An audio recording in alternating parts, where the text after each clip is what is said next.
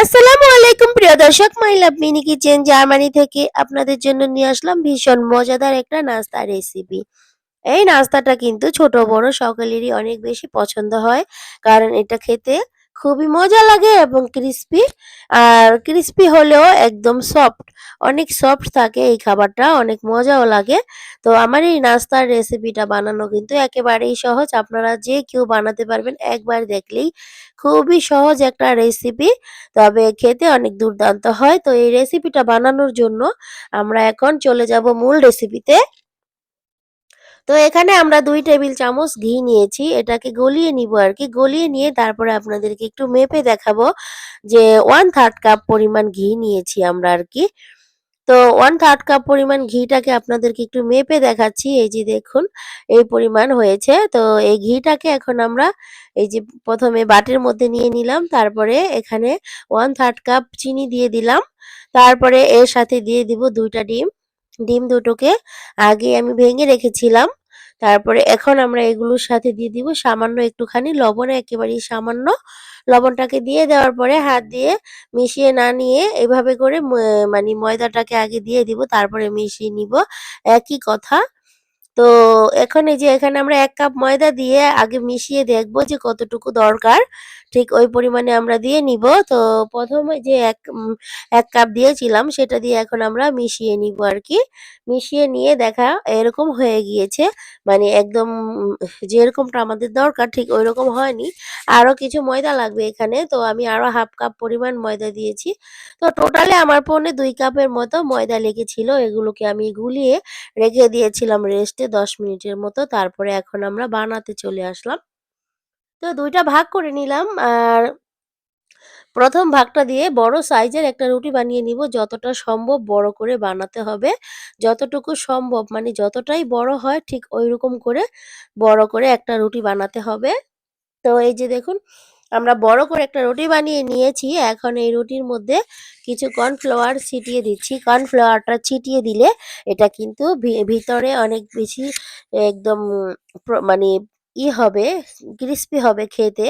সেইজন্যই এই কর্নফ্লাওয়ারটা দেওয়া আরকি। তো কর্নফ্লাওয়ার দেওয়ার পরে আমরা মাঝখানে ভাঁজ দিয়ে নিলাম। তারপরে রুটিটাকে আবার সামান্য একটু বেলে নিব। বেলে নিয়ে আরেকটু লম্বা করে নিচ্ছি। তো এরপরে আমরা আরকি পরোটা যেভাবে বানাই ওরকম আরকি ভাঁজ করে নিলাম। যে ভাঁজ এটা কোনো ব্যাপার না, যেমন খুশি তেমনই দেওয়া যাবে। তো দিয়ে এরকম করে ভাঁজ করে নিয়েছি। এখন আমরা এটাকে আবার রুটি বানিয়ে নিব। আর রুটিটা কিন্তু একদম পাতলা করেই বানাতে হবে। মানে যেরকমটা আমরা যখন রুটি বানাই, আমাদের সচরাচর যে রুটি বানিয়ে খাই আমরা ঠিক ঐরকম পাতলা করে বানাতে হবে। যতটা সম্ভব পাতলা করে আরকি বানিয়ে নিলাম। বানিয়ে নিয়ে ৪-৫ টাকে আবার কেটে সমান করে নিতে হবে। যাতে করে এটা ৪ কোণাটা একদম সমান হয়ে যায়। সমান করে নিয়ে তারপরে আমি ৪ টা টুকরো করে নিলাম। তো এই টুকরো ৪ টাকে এখন আমি দেখুন কি করছি, এই যে সাইড থেকে আরেক সাইড কেটে নিচ্ছি। তবে এই কাটার সময় কিন্তু এই সাইডটা কিন্তু একটুখানি বাজিয়ে রাখতে হবে। সম্পূর্ণটা কেটে ফেলা যাবে না। আর ওই পাশটাও সম্পূর্ণ কেটে ফেলা যাবে না। দেখেই বুঝে নিবেন আরকি যেভাবে আমি কাজটা করছি। এটা কিন্তু একেবারেই সহজ একটা কাজ। তো এভাবে করে আমি এই যে কাঁটাটা দিয়ে কেটে নিচ্ছি। আর এতে করে দেখতে অনেকটা সুন্দর লাগবে। আর এর মধ্যে আমি একটু ২ সাইডে একটুখানি এই যে আগে যে ডিম ভেঙেছিলাম, ফ্রিজের মধ্যে একটু ডিম রয়ে গিয়েছিল সেখান থেকে একটুখানি ভরিয়ে দিলাম। আর ডিম না থাকলে আপনারা পানি ভরিয়েও নিতে পারবেন, সেটা কোনো প্রবলেম নেই। পানি ভরালেও আঠার কাজ করবে। তারপরে আমরা এই যে এই কর্নার থেকে ওই কর্নার একদম এভাবে করে মানে কাছে নিয়ে আসবো। দেখুন কতটা সহজ, একেবারেই সহজ একটা ডিজাইন। এটা মানে যে কেউ পারবে, সবাই পারবে। এটা কোনো কঠিন কাজ না। তো এইভাবে আমরা চাপিয়ে নিয়ে আসলাম ২ টা কর্নার। চাপিয়ে নিয়ে এসে মাঝখানে আমরা মানে সুতো দিয়ে বেঁধে দিব। সুতো দিয়ে বেঁধে না দিলে কিন্তু খুলে যাবে সেজন্য। আর এই সুতোটা কিন্তু বেঁধে এভাবেই আমরা ভাজবো। কারণ এভাবে করে বেঁধে ভাজলে কোনো সমস্যা নেই। পরে কিন্তু আবার সুতোটাকে কেটে দিয়ে আস্তে করে টান দিলেই খুলে যায়। এটা কোনো কঠিন কাজ না। তো এই যে দেখুন কতটা সুন্দর হয়েছে, আর এগুলো ভাজার পরে অনেক সুন্দর লেয়ার যুক্ত হয়। আর খেতেও কিন্তু খুব বেশি ক্রিস্পি হয়। তো এইভাবে করে আরকি আমি সবগুলোই বানিয়ে নিব। তো সবগুলো বানাতে গেলে তো ভিডিও অনেক বড় হয়ে যাবে সেজন্য আরকি। তো এইটুকুই আপনাদেরকে দেখালাম। শুধু একটা ডিজাইন করে দেখিয়ে দিলাম। সবগুলো এভাবে বানিয়েছি। আর যখন আমরা তেলে দিব তখন এই যে চামচ দিয়ে কিন্তু এভাবে করে এনে দিতে হবে। নয়তোবা আবার হাতের মধ্যে তেল লেগে যেতে পারে বা আনার সময় ভেঙে যেতে পারে। সেজন্য অবশ্যই কিন্তু চামচের মধ্যে তুলে এভাবে করে তেলের মধ্যে দিয়ে উল্টিয়ে পাল্টিয়ে আমরা ভেজে নিব। আর এই ভাজার সময় কিন্তু চুলার হিটটাকে অবশ্যই মিডিয়ামের থেকে একটু কম করে রাখতে হবে যাতে করে পুড়ে না যায়। আস্তে, আস্তে সময় নিয়ে এভাবে করে এরকম কালার করে ভেজে নিব। তো আমি কয়েকটা আগেই ভেজে নিয়েছি আর এটা আরেকবার আপনাদেরকে ভেজে দেখাচ্ছি আরকি। ঠিক এরকম কালার করে ভেজে নিয়েছি সবগুলোই। তো সবগুলো ভাজতে গেলেও কিন্তু ভিডিও অনেক বড় হয়ে যাবে। তো আপনারা তো সবাই জানেন কিভাবে ভাজতে হয়।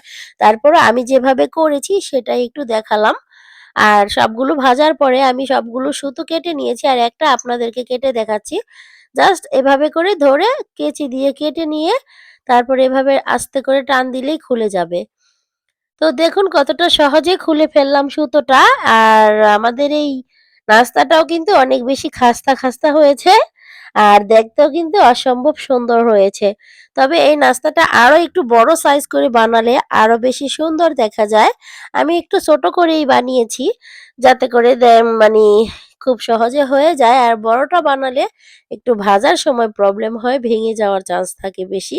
সেজন্য একটু ছোট করে বানিয়েছি। আর দেখার জন্য বড় সাইজ করে বানালে দেখতে বেশি সুন্দর হয় আরকি। তো যাই হোক আমার এই নাস্তাটা কার, কার কাছে ভালো লাগলো, যার, যার কাছে ভালো লেগেছে অবশ্যই কিন্তু একটা লাইক, কমেন্ট, শেয়ার করবেন। আর আমার পাশে থাকবেন। আর যে সকল আপুরা আমাকে সবসময় সাপোর্ট করে আসতেছেন, সেই সকল আপুদেরকে জানাই আন্তরিকভাবে অভিনন্দন এবং ভালোবাসা।